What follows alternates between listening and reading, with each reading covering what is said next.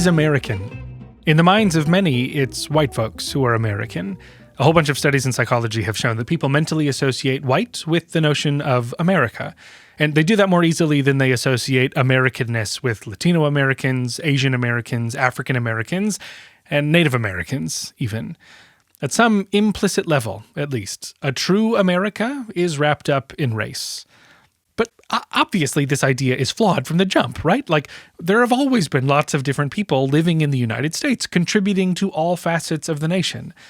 But it's true, the clear majority of people in the US have been white. But that's changing. For all sorts of reasons, the demographics in the United States have been shifting, with non-white Americans occupying a growing proportion of the population, to the point that forecasters have been saying that there will come a day, in not too long, when white Americans will constitute less than half of the population. I remember years ago, I think like in high school, I, for some reason, was watching Jay Leno, in the simple days where he was just hosting The Tonight Show. And he had a monologue joke about this. The setup, this is in the news, you hear about this? Apparently, they're saying that someday soon, minorities in this country will be more than half the population. Punchline, I guess that means they won't be minorities anymore. Hilarious. Honestly, my memory of this is likely way off, and I can't seem to find this 1-minute slice of early 2000s TV anywhere.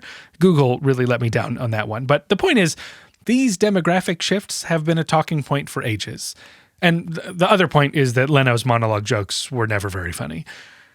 But we're in the future now, or close to it, I guess. According to the 2020 census, the most recent one we've got, if you look at kids under 18 in the United States, most are not white.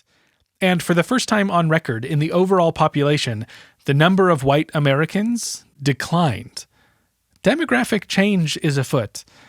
And it's not just raw numbers, it's everyday experience. I love how this Washington Post article from a few months ago puts it, quote, "Deep in the bowels of the nation's 2020 census lurks a quiet milestone. For the first time in modern American history, most white people live in mixed-race neighborhoods." End quote. It's true. If we peer back at 1990, 78% of white folks in the U.S. lived in predominantly white neighborhoods. But as of 2020, that number's down to 44%. So what does any of this mean for opinion science? Well, the question isn't so much whether the racial makeup of the U.S. is changing. It is.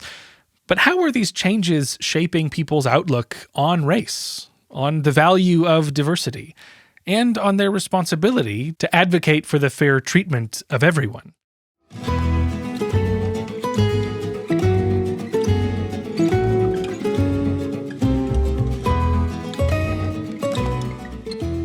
You're listening to Opinion Science, the show about our opinions, where they come from, and how they change.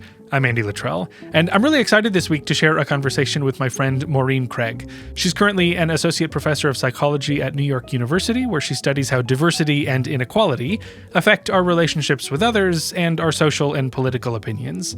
When we got together, we talked about the work that she's been doing, testing how people react to demographic shifts and changes in diversity, as well as her studies on who advocates for whom within social activism, and why.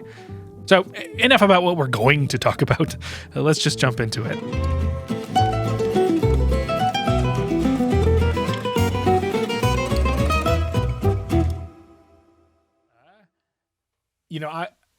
It's one of those things where it's like, I think we all implicitly have this sense that there's a through line to what we do until we actually have to articulate it. And then we go like, well, how do I communicate to you that this is all the same, born from the same interest?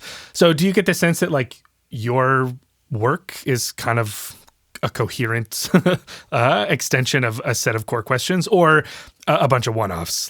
How do you think about the grand totality of the stuff that you do? Yeah, I do think that it is related.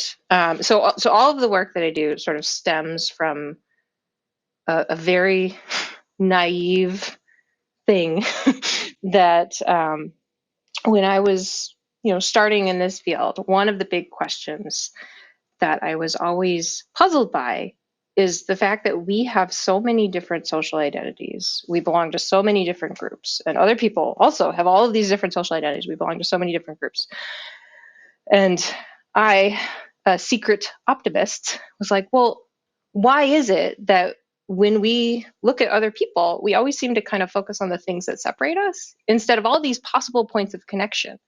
And so like that was the initial question that got me into being interested in social categorization, intergroup relations, how we get along with one another. And then from that, the actual work that I do basically all looks at some form of the question of how people respond to inequality and how they respond to diversity, and sometimes maybe both. How much was that like in mind when you started this enterprise, as opposed to just like psychology seems interesting? Like, were you motivated by these particular kinds of questions to begin with, or? No, I thought I was going to be a social categorization researcher. Oh, why would you want to do that?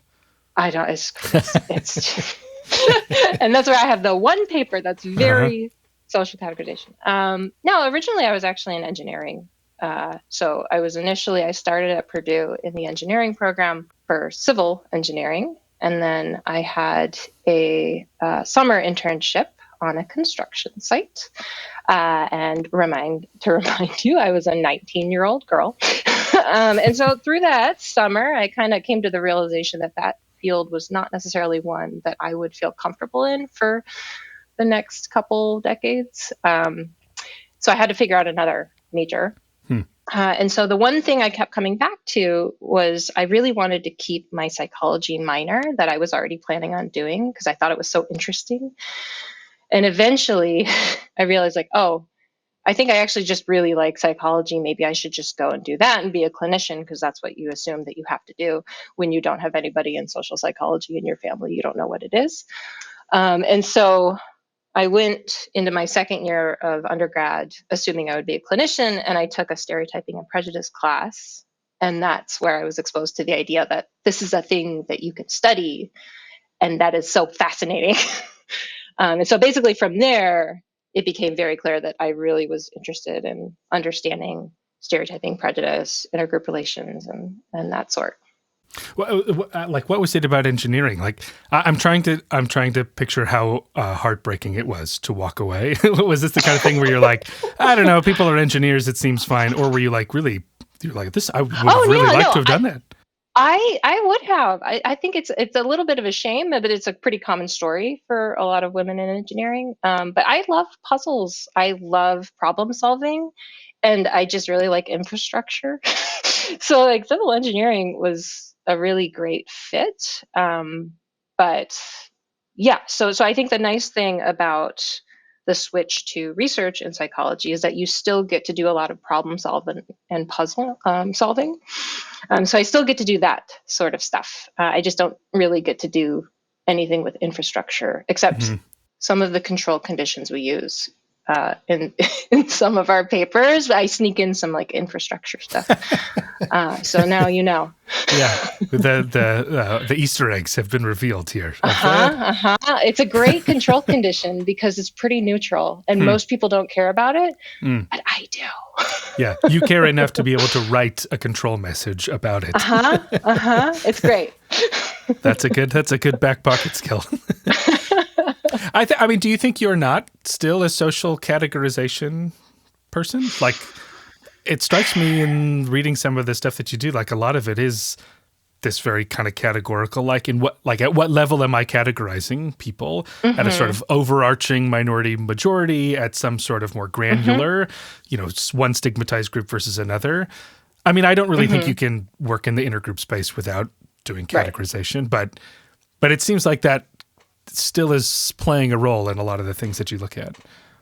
Yeah, I think that's fair. Yeah, I think the piece of it that makes me feel like I shouldn't claim being a social categorization researcher is because in my head, that means that you measure people's what category they're thinking of. And we, in my lab, typically don't do that. We are more interested in outcomes like, what are your attitudes towards people of other groups? And then we kind of make inferences about which level of category you're thinking of based on your attitudes.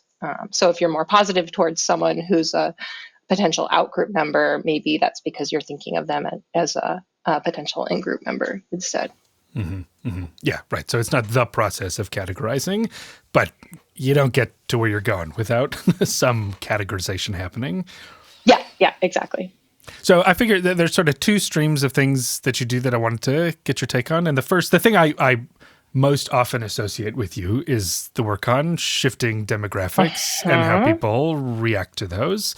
And so you, among others, have been playing with this dilemma. Well, recently, but also like this goes back quite a ways, right? This notion that like people are reacting to the diversity in their environments, right? Or in their local environment or in their sort of abstract environment. So maybe just to center it, I don't know the best place to start, but like as you think about it, like what's the core dilemma that this whole program of work is trying to understand? Yeah. So the work you're talking about is some work that we've been doing now for almost 10 years. And it's basically trying to understand how people respond to information about increased diversity. And this is actually this demographic trend towards increasing diversity is not necessarily new. You can actually, if you go back to look at old census reports where they typically put out little briefs about what's happening in the US demographics. The idea that we're becoming more diverse and that at some point the US population will be less than 50% white, like that idea popped up in some reports in the 90s. But it really became like in the media when I was in grad school. So I remember seeing a lot of articles about the changing demographics and like around 2008, 2009. And so what we were interested, Jen Richardson and I, was how people were responding to this information. Because there's a lot of work suggesting that when people think about outgroups as being bigger in size or growing, that to them sort of signals that that group is more powerful. And those types of feelings, if it's directed towards an outgroup, tend to be threatening. So there's all this theory in sociology suggesting that, and a lot of work suggesting that, looking at actual size of different groups. But what was happening is that there was all this anticipated demographic change happening. So we didn't necessarily know a ton about what happens when people are anticipating demographic change. Rob Outten had a great paper that came out in 2012 that was suggesting threat reactions. But the main reason we wanted to look at it more was, one, this is the thing that's happening, which is kind of a common theme in the stuff I study. It's usually sparked by something that's happening in the world, and we feel like we need to know more. But also, I love to read the op-eds. And so what was happening at this time where there was all these news about how changing demographics are happening, at some point we'll be less than 50% white. All of these op-eds were suggesting that this was obviously going to mean great things for Democrats. Because what they seem to be thinking is that, okay, well, if this group that I assume is liberal is growing, then there will be more liberals and more Democrats. And so what we found is that among any group who does not see themselves as part of the group that's growing, information about another racial group growing leads to feelings of threat.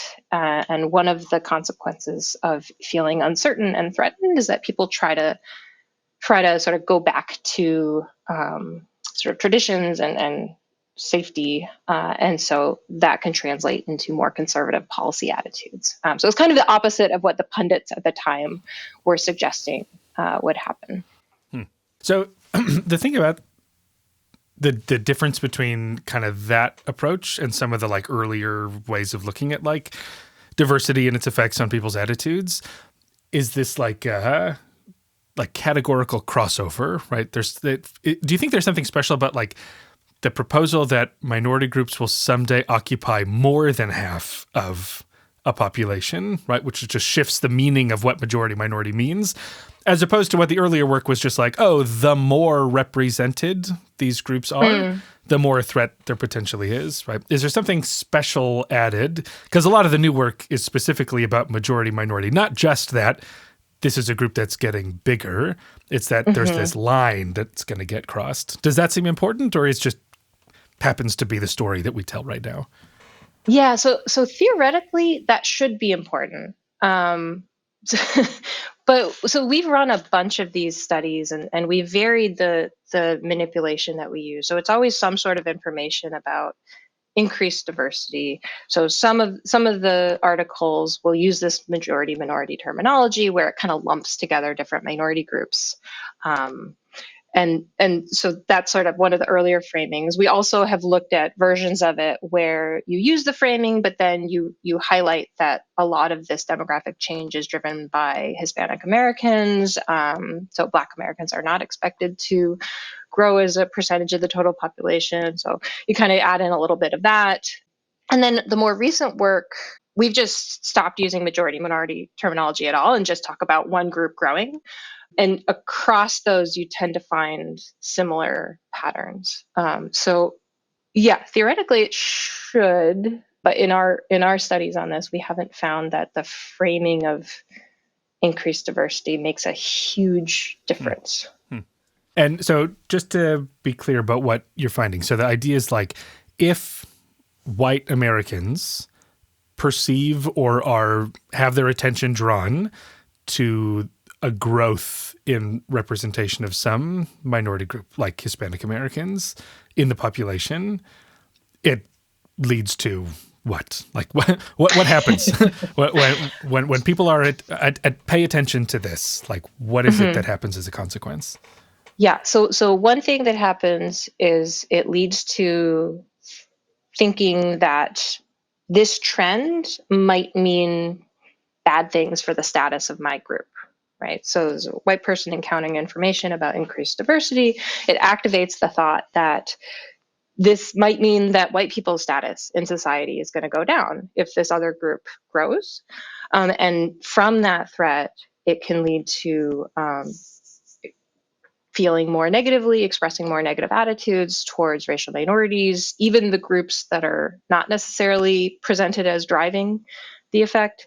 And it can also shift political attitudes towards the more conservative end of the spectrum, again, kind of due to this wanting more stability idea. So these are all perceptions, right? And there's some other indication that, like, is this just like, oh, when I'm paying attention to it, I don't know where I'm really going with this, other than to highlight that some of the work, what I think is interesting is that some of the analyses just look actually at like the real changes, right? Like I could make up that, oh, this group is getting bigger, but like it's also true. And that's going to feel more true in some places than others, right? Like this is not uniform across the country that these demographics are shifting. And so I just wonder if you could talk a little bit about like the double-edged sword of actual increasing diversity in people's communities. Yeah. I think so. The anticipated demographic change effect, I think part of the reason why that is so consistent is because it's activating this threat without any opportunity to actually get to know people, right? You're just encountering information about something that may or may not happen in the next 30 years. Whereas if you go and you look at the data on what happens when people live in diverse spaces, it's a bit more mixed. So some of that work, and oftentimes it's correlational, so they just kind of measure people's attitudes and then also measure how diverse their local environment is. So there's, a number of questions about causality and directionality and things like that. But that work tends to find a mix of effects. So sometimes people who live in more diverse spaces have more tolerant attitudes. Sometimes they have more negative attitudes, and sometimes it's just not related. And so we think that part of that process of why there's much more consistent effects of just anticipating changes and how anticipating changes can elicit threat a little bit more consistently is because of that opportunity for contact. And so if people are living in spaces where they actually have the opportunity to get to know folks who might belong to a different group, then that tends to be associated with more positive attitudes. But if you're just reading an article about demographic change, there's no opportunity for mitigating any sort of biases. I could also point out, so the earliest work we did on this was looking at white Americans' attitudes, but in subsequent follow-up work, we also examined how members of different racial minority groups who were not part of the group that we presented as growing, so for example, Black and Asian Americans, were presented with information about Hispanic population growth, and they showed those similar shifts towards conservative support. So it really does. That's where when I mentioned it earlier about being not so much about white Americans' reactions, but about being part of a group that you don't think is growing. So it seems to be a bit broader. So some other group is getting more power, is the feeling, it seems. Or you assume that they're getting more power. Right. Yeah, right, because that's not explicitly communicated, but that's what people are inferring. Yeah.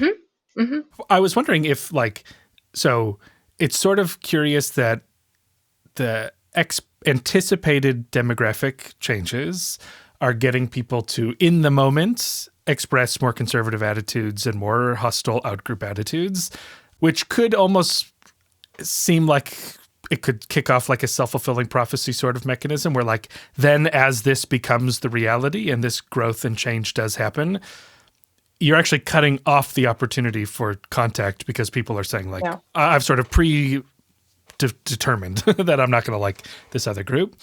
But what's kind of interesting is that those prompts jump ahead many years, right?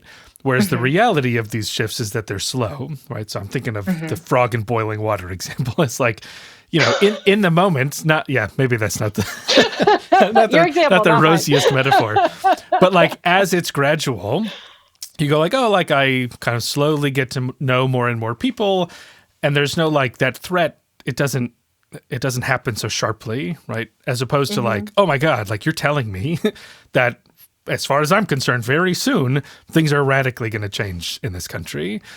I don't know. So I'm throwing that out there as a possible difference between the work that's just looking at day by day, the real diversity in one place versus another, as opposed to these kinds of prompts that might feel more threatening because they accelerate time so quickly.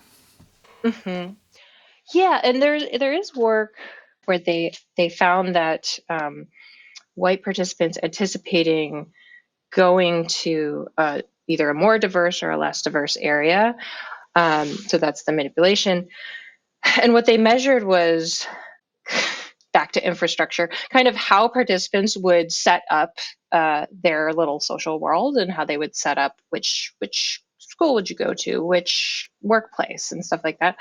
And people would structure their environments to be a little bit more separated if they were anticipating that it was a more diverse place compared to a less diverse place. So the tricky part is if people have the opportunity to structure their environments to sort of anticipate that they might be uncomfortable, and try to get away from that discomfort. That's so very makes sense why somebody would be interested in not being uncomfortable. So if they have the opportunity to do that, that's when it gets tricky, because that precludes any possibility of having the positive contact that can help mitigate some of those threat reactions. Which is kind of like that self-fulfilling prophecy notion, right? That and because that is similarly is a sharp shift in demographics, right? Things are going to change very quickly. That it kind of prompts this feeling of threat, and so I buffer against it in this way that protects against, any opportunity I might have to actually prove myself wrong. As opposed to, if this is not a salient thing, people may not naturally leap to these kind of self-protective or threat protective behaviors, and they just sort of go with the flow, and maybe some of the nice things about getting to know people who are not like yourself take over. If it happens gradually. And one of the cool ideas in this general space is Michael Zarate has some work on the idea of cultural inertia, which is it's basically people are comfortable with what they know. And so it's related to this idea where what you would expect is somebody who's in a place that is diversifying, then the thing that they're comfortable with is sort of that rate of change. So changing that should be less comfortable for them. And so it's kind of a cool idea, because then you could look at people who are in places that are already more diverse. They should show less concern for the issue. So anyway, just want to give a shout out to that, because I think it's a neat idea. Yeah, no, I agree. So I also wanted to talk about the kind of other thread that I see in the stuff that you do, which is about how different groups advocate for social change, sort of broadly speaking, and what that means and who's doing the advocating. So it makes plenty of sense that people will advocate for things that directly affect them. That's not too surprising. We also see plenty of instances where people in privileged or powerful positions opt to advocate on behalf of minoritized groups as well, out of a feeling of, moral goodness. Mm-hmm. But you've taken a perspective on something that I don't know that people often think about, which is like between stigmatized groups. Is there a sense that people are apt to advocate for issues that may not directly affect themselves, but are broadly reflective of, social fairness? And so I'm just teeing you up to kind of go off on like why you say you look to the world to think about things. Is this a similar sort of thing, that there was an incident that you go, well, gosh, why don't we know more about this? Actually, so this was one of the ones where it wasn't. So this was actually looking at our field and seeing that gap that you were mentioning, where we have all this work in intergroup relations, looking at how members of the majority group relate to members of the minority group. And typically in intergroup relations, that's looking at attitudes between Black and white Americans historically. But there really wasn't much in psychology, at least, looking at how members of different racial minority groups or other sorts of minoritized or stigmatized groups relate to one another. And I wonder if part of that, it might have come from that, again, that question about like, well, we have so many identities. There's so many possibilities of contact.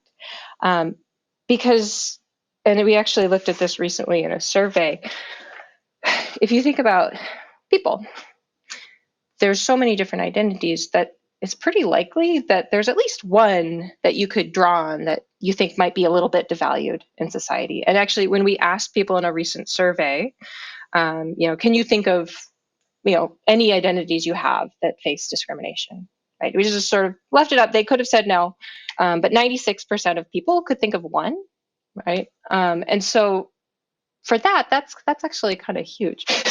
Because if you can think of an identity that faces discrimination, then there's the possibility that you could connect that experience with that of somebody else. And if 96% of people tend to have these experiences, then that's so much potential for commonality.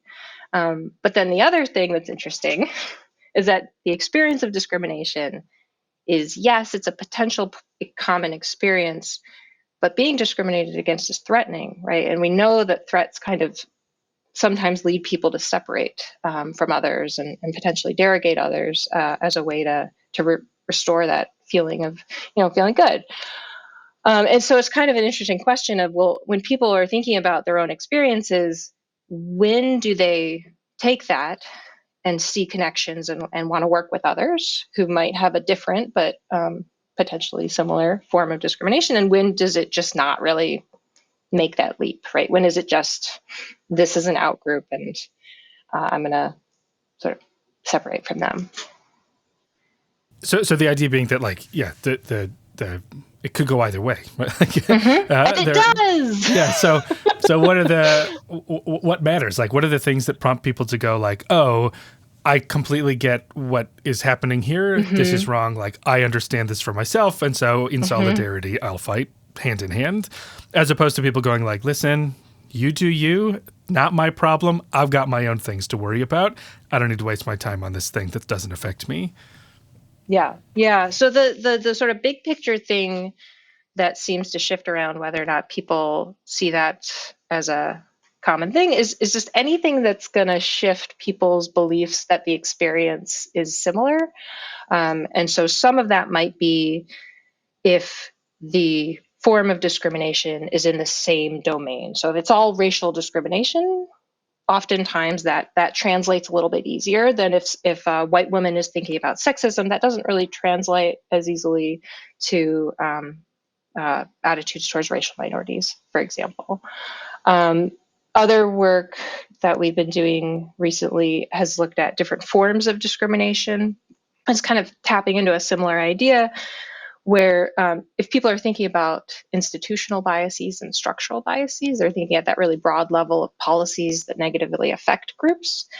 That seems to be a little bit easier to translate into seeing commonality with other minority groups compared to thinking about interpersonal expressions of prejudice, like somebody expressing negative attitudes and stereotypes, which makes sense if you think about how the specific stereotypes of different groups might be very different. So it's just a little bit harder to make that connection. So that's sort of the big picture, is any way of framing discrimination that people can make that connection a little bit easier.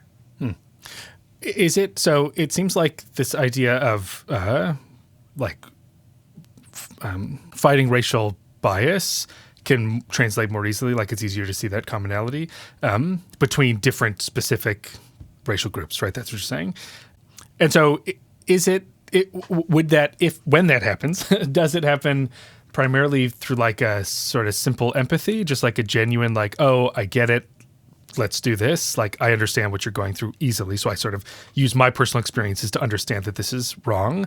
Versus the more cynical take is that that's ultimately self-serving, possibly. If people think like, oh, if we can make inroads here, the world thinks of racial discrimination in this monolithic way. And so that's probably going to have some kickback to just like discrimination broadly. So I don't remember like what all you've tapped into to see like why this is happening. But do you get a sense of whether it's more one way or the other? Yeah, it totally could. I could imagine that for different people, either is possible. I mean, that makes sense. The measures that we've looked at to serve as mediators tend to be things like, what's somebody's response to the question of how similarly do you view this group? Do you think you have common experiences? But in recent work, we've also included items like agreement with a statement like groups should work together, like groups need each other, that kind of idea. And so it could be both. And it could be maybe one for certain people and one for other people, but we haven't necessarily separated it out so cleanly just yet. We're doing some work on messages that appeal to self. We're calling tentatively self-oriented versus other-oriented appeals. This started with some work we were doing in the pandemic on health messaging of like, do I tell you it's a good idea to stay at home because it's going to keep you safe or because it's going to prevent this virus from spreading to vulnerable populations? And so we're doing this meta-analysis now and seeing like all these different ways in which that difference is relevant, right? Like, it's the same, I'm making the same pitch, but I'm either making this about protecting yourself or about protecting other people. And it just occurred to me that it could apply here too. Like ultimately, what's more compelling? Fighting for social justice because ultimately, maybe not now, but eventually, this will help my group, versus it's just the right thing to do and I understand, like I have an easier road in to understanding why it's the right thing to do. And from your work, which one is more effective? So there is we'll see what the results of this meta-analysis are. That's kind of the question we're asking. There's a glimmer of a sense that it's that other-oriented, altruistic approach that's more effective. What our work shows, though, is that that's moderated, right? Like some people, when they're morally motivated for whatever reason, that's the message that's more compelling. But people who go, health is not a question of morality, so like keep me safe and I don't care about the other people. And so it seems like probably the answer is both and would be in the case of what you're looking at too. But open call for like, what is it that moves the needle because of selfish motivations? And what is it that's moving the needle because of the sort of compassionate, like, I feel what you're going through motivation? Yeah. Well, and I think from my approach, I get the sense, and this is more of just a hunch than any reasoned from looking through the literature, but it does make sense to me that it's potentially easier to get people supportive of things to the extent that they think it's useful for them, right? So that seems like just an easier ask than here's this thing that may not benefit you, but it's the right thing to do. Yeah. And yeah, and to the extent that people agree with that message, is like great, that works wonderfully. It just seems a little easier to find the things that people can make their connections themselves, because then you don't need to have all this messaging. You just let people work in their self-interest. Yeah.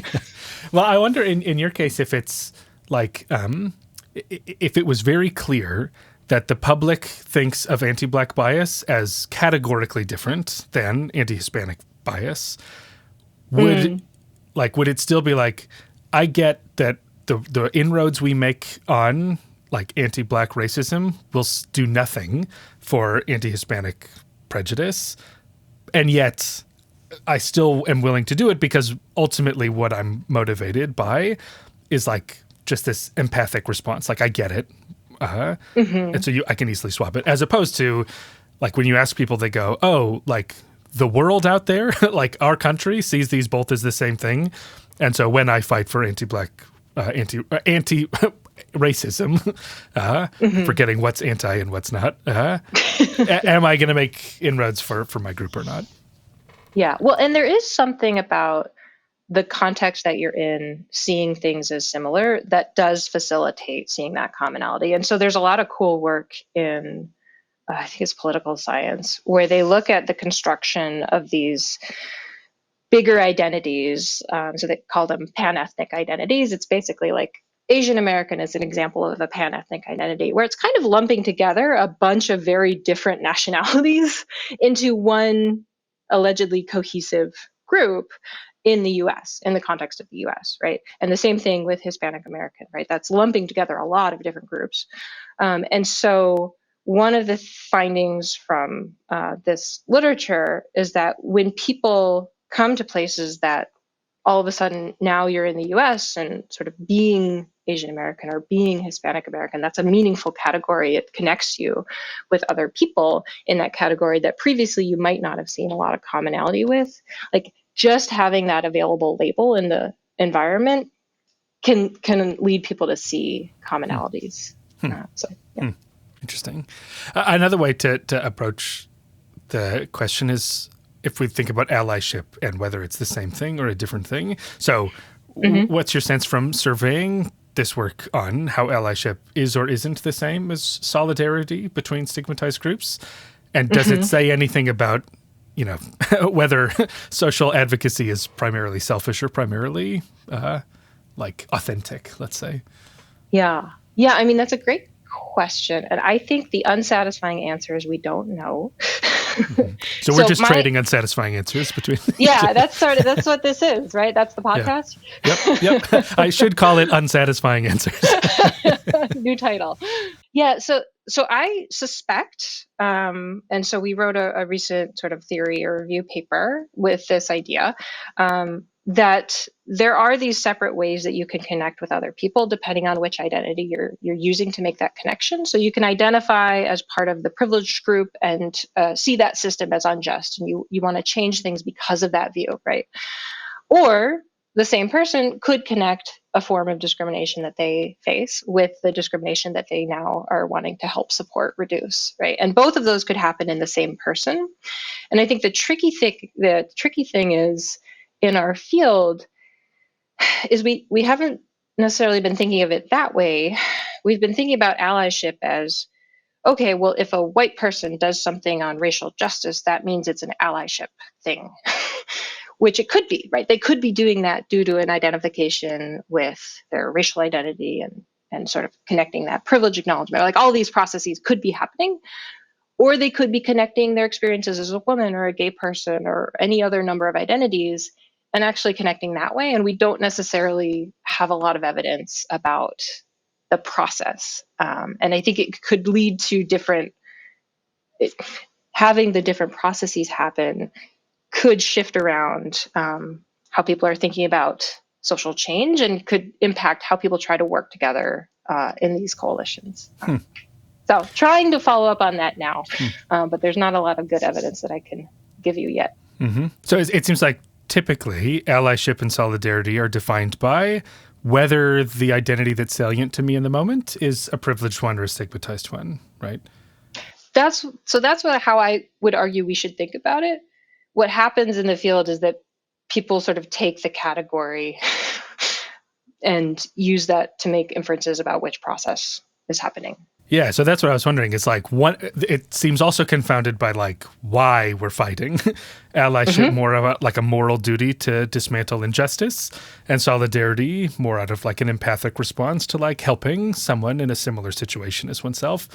And so I think I was coming upon that confound too, and I wasn't sure how to resolve it, right? But it seems like we need to untether these two ideas and come up with two different naming schemes for them, right?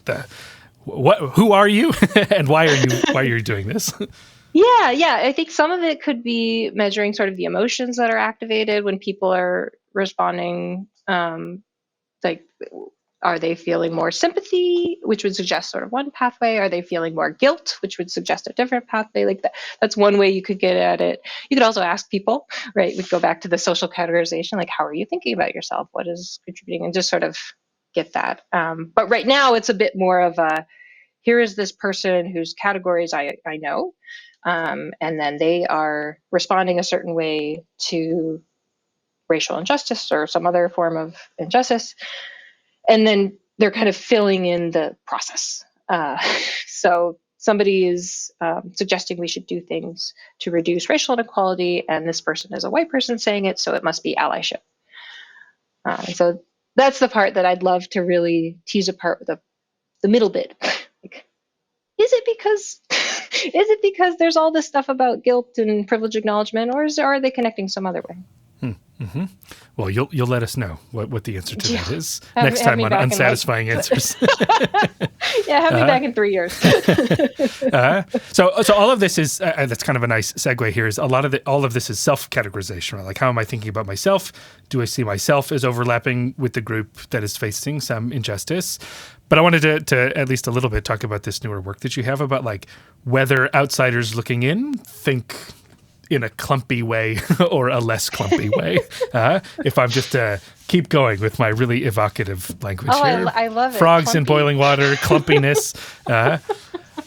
So when people think about these sort of coalitions or notions of solidarity, like what are they seeing when they, I guess maybe to set the stage, what are the two possible ways they could approach that perception, and then what do you find they tend to do in terms of how they categorize different groups together or not? Yeah, so you're mentioning a recent paper, thank you, that we have trying to understand people's assumptions about different racial groups' political attitudes. And so one easy heuristic that people could use is that if they're thinking about racial group members' attitudes on policies, they could just say, okay, well, it might be that white Americans have one view on the policy and racial minorities as a clump have another view. And that would be sort of consistent with some of this terminology that gets thrown around in media, like majority minority. Like that's a category, a dichotomy that people tend to use. Or people could make a little bit more nuanced predictions based on the specific racial groups that they're thinking about. And so for that, then maybe they use specific racial stereotypes to make inferences about what types of policies that group would support. And so what we tend to find is that people are a little bit more nuanced than the just white versus racial minority idea. And so what that looks like is on certain issues relating to economics and issues that are seen as changing status, people tend to use stereotypes about group status to make inferences about who's likely to support the issues. And so for that, it's assumptions that Black and Hispanic Americans are supportive of sort of reducing the status hierarchy, sort of increasing availability of low-income housing, welfare, things like that. Whereas the other two groups, white and Asian Americans, are expected to be more similar to one another and more on the support for the current hierarchy side of things. And it flips if you're thinking about policies relevant to more cultural issues. And for that, it switches based on cultural stereotypes, and the groups that are expected to work together are Asian Americans and Hispanics. So on things like increasing immigration, making English the official language, stuff like that. And in contrast, Black and white Americans are expected to work together on those types of issues. So it's just kind of the match between existing racial stereotypes and the extent to which a policy is seen as being relevant to those stereotypes. Yeah, and it's useful. The contrast is helpful. The like overall majority minority is like a possible way that it could have fallen out. That people just go, oh, all of these things are like social issues, and so preferences are going to fall out along the lines of who has, who's in the majority and who's in the minority. Or it could be like hyper specific, but it seems like people are again leaning on like some amount of grouping together based on like, oh, like all of these folks are motivated by the same things. Not every minority group is, but it seems like there's at least some cluster of them that do. And so how right are people? Oh, yeah. If you look at actual attitudes, it doesn't look like that. So the analyses we did of public polling data suggest that there are group differences, right, in terms of support for these types of issues, but it doesn't follow that pattern. The pattern it follows tends to be more of on average, white people tend to be a little bit more conservative on those on issues generally. Black Americans are at the other end of support, and then the other two groups are kind of right in the middle. So it's a pattern, but it's not what people expect based on stereotypes. Is there a possibility? So you only tested this with racial identity groups, but in principle, if the idea is like this notion of, cultural assimilation and status are like omnipresent in all of the kinds of social groups that we think about, does it make sense that people would do this clumping? I don't know why I always refer to this as clumping. It just, to me, it is exactly what I mean when we're talking about like, when data fall out into different factors. Clumpiness. They just seem clumpy. Do you think that the public perception would follow a similar kind of thing? Or is there something particular about the way that we think about these specific groups, white, Asian, Hispanic, and Black, as salient social labels in the U.S.? Yeah, so we started by looking at racial groups for a couple of reasons. One, the initial sort of theory, thinking about groups in terms of how stereotypically foreign to American on one dimension and high and low status on the other dimension. That's Linda Zhao and Septa Sherian's work. That specifically was in the context of racial hierarchies. So we're like, okay, well, we probably play it safe there, stick pretty close. And then the other thing that's interesting about race groups in the US that is useful for this kind of set of studies is that because there's at least 4 large racial groups in the US, it allows for a lot more of an examination of which types of coalitions are happening. Where if you think about other categories, there tend to be fewer well-represented groups. And so it makes it a little bit harder to test for some of the different coalitional patterns.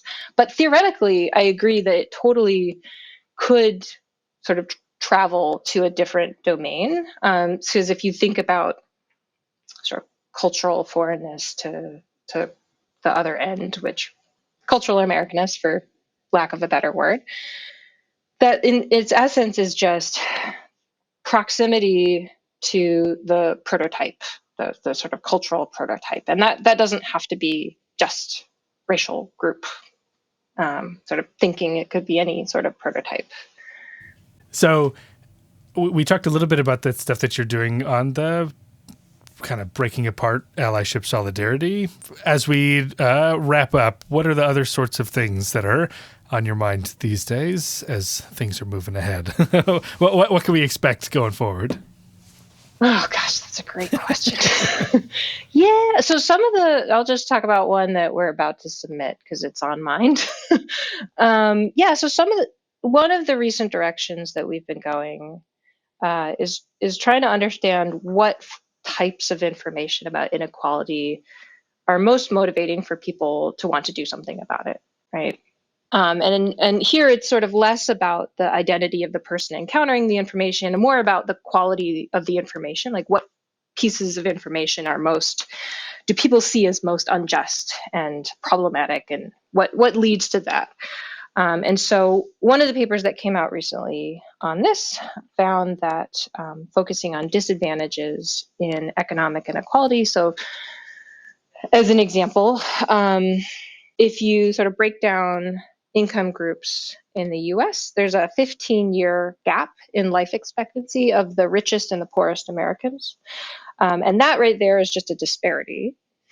And you can frame that equally correctly by saying that poorer Americans live 15 fewer years, or instead you could focus on rich people living 15 more years, right? And so the framing that focuses on the disadvantaged group, like poor people living fewer years, people tend to see that as more unjust. And because of that, they tend to be more supportive of redistributive policies and taking action against economic inequality. And so that's like one example of part of the message that can shift around how upset people are about an issue.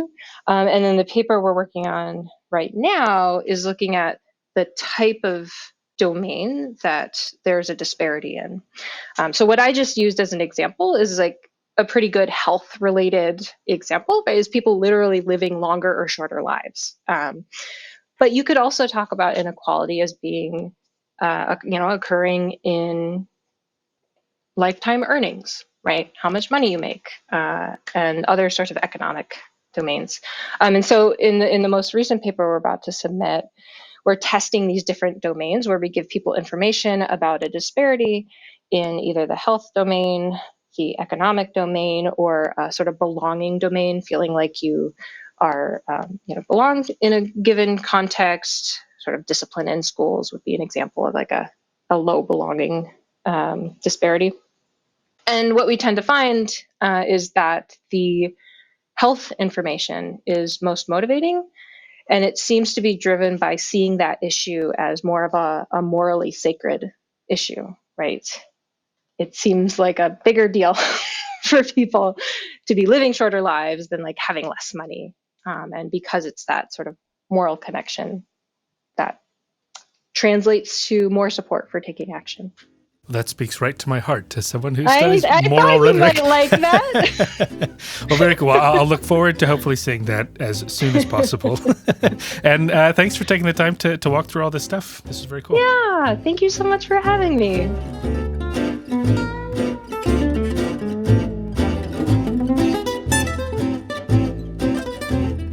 Alrighty, thank you so much to Mo Craig for sharing her work. For more on her lab and the work that they're doing, you can check out the episode webpage for links, both to her lab website and to the individual studies that we talked about today. For all of that and more, opinionsciencepodcast.com is the thing to type into your web browser. Be sure, to hit the enter key to actually go there. But there you'll find transcripts for this episode and past episodes, links to fun and exciting things, ways to help the show, and heck, pictures of the people who've been guests. Hit the subscribe button wherever you happen to be to make sure that you don't miss any episodes. And, tell the whole dang world how much you like Opinion Science by leaving a review online. Okay, that's all for now. See you back here in a couple weeks for more Opinion Science. Bye-bye.